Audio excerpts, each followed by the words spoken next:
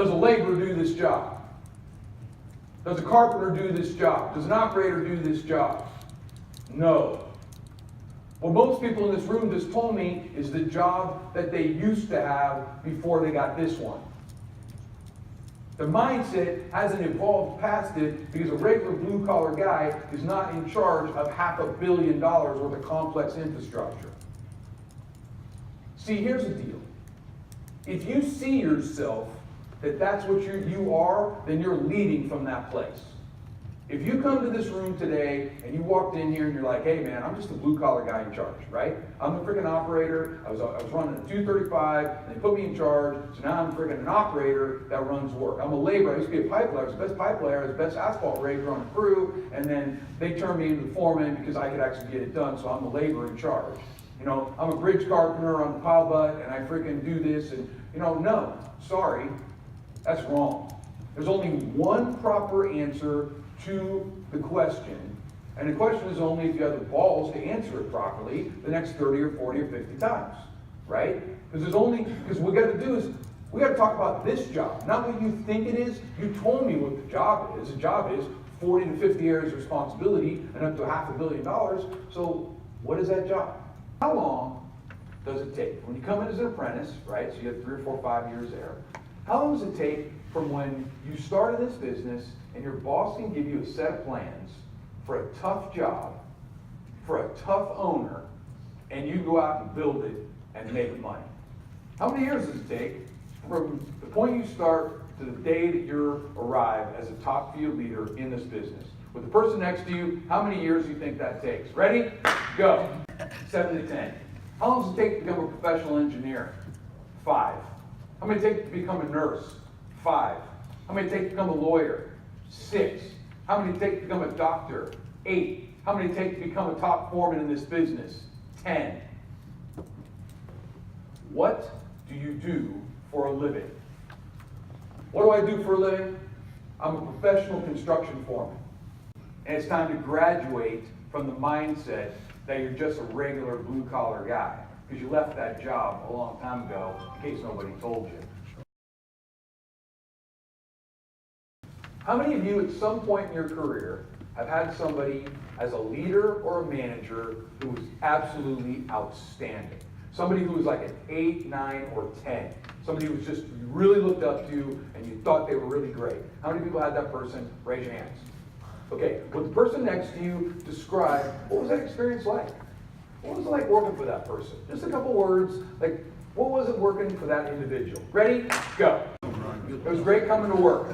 Great. What else? Easy to learn.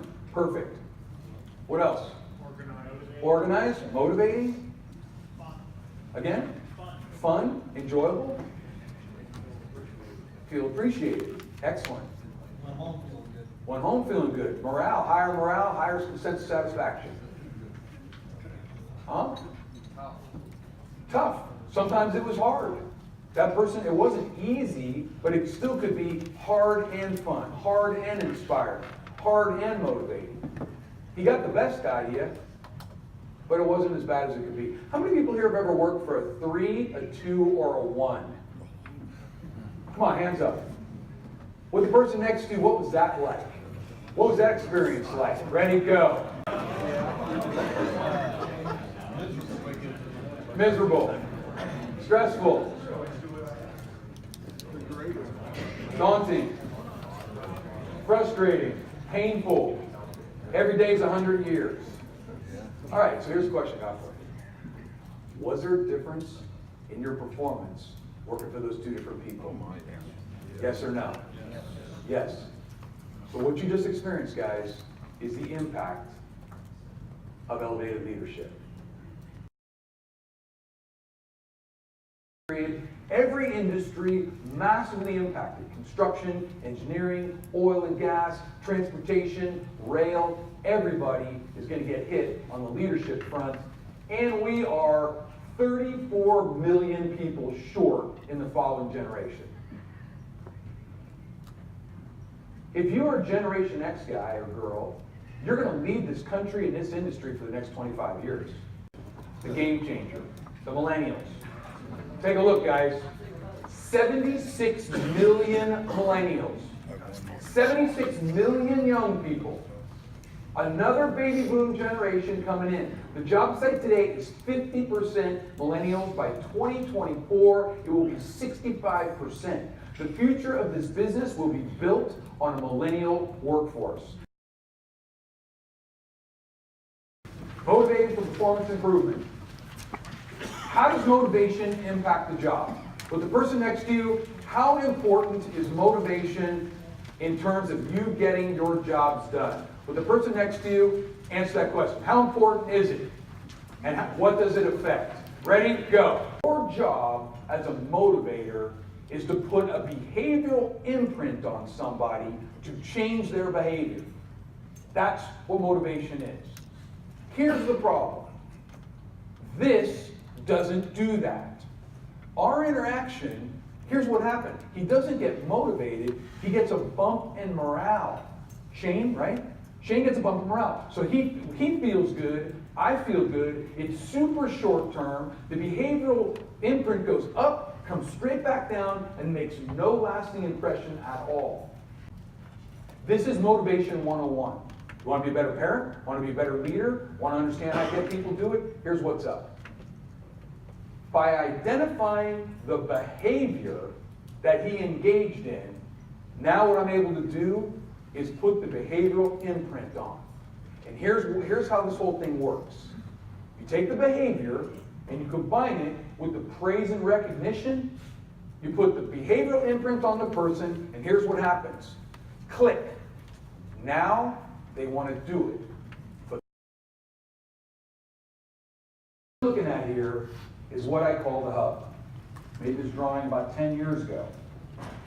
What's funny is, it came out of CEO coaching. I coach CEOs. I coach guys that run, $300 million companies. They freaking run businesses like this. Foremen run their crews like this. People, all kinds of leaders run their freaking entire management system like this, from the hub. The leader is the hub. The leader is in the middle. And the spokes go off to everybody all the time, no matter what or when. All coming to the person as the leader in the middle. Now, if you look at that, it's not really efficient. And it also looks pretty stressful. And finally, it doesn't really do much in the way of delegation. So when you look at that, the question is, why would people want to do it that way? Like, that just doesn't look like the right way to lead and manage. So here's the question, what's the payoff? Why would people want to be in the hub? What's the payoff for being in the hub? What would people want? Like, they would like it. What would they get? Center of attention. Everybody needs me. Everybody needs me. I'm important. I'm high profile. Good. What else? Control. All control freaks, all micromanagers manage from the hub. Why? Because they can't let anybody else do anything because of their insecurity and their freak out factor, so they're controlling everything to feel safe. How many of you guys have ever heard the old phrase, give a man a fish, he eats for a day, teach a man to fish, eats for a lifetime. Everybody remember that one? Okay, so I work for Rich. Ready? Here's what it looks like. Hey Rich, hey man, hey dude, I need my fish, man. Come on, give me my fish, I need my fish. Now, what is the number one reason that Rich is going to give me the fish? To get rid of me, to move the item, to freaking check the box, to put out a fire, to send Mark on his way. So Rich goes, all right, here man, here's your fish, right? I'm like, thanks Rich, right? I'm out, cool. He feels like I did my job.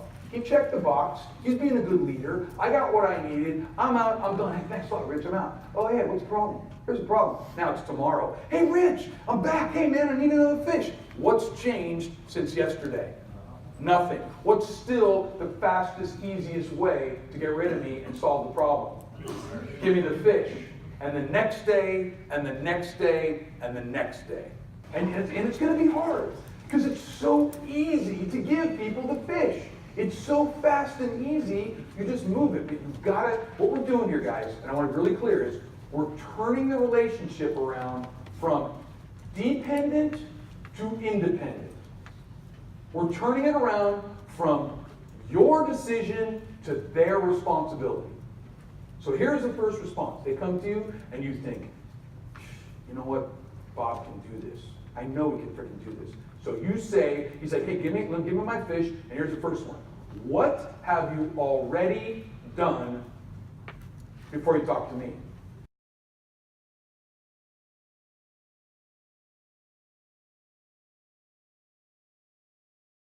Effectively motivate my team, I will. If you would please finish that little section. To effectively motivate my team, I will. And complete that section.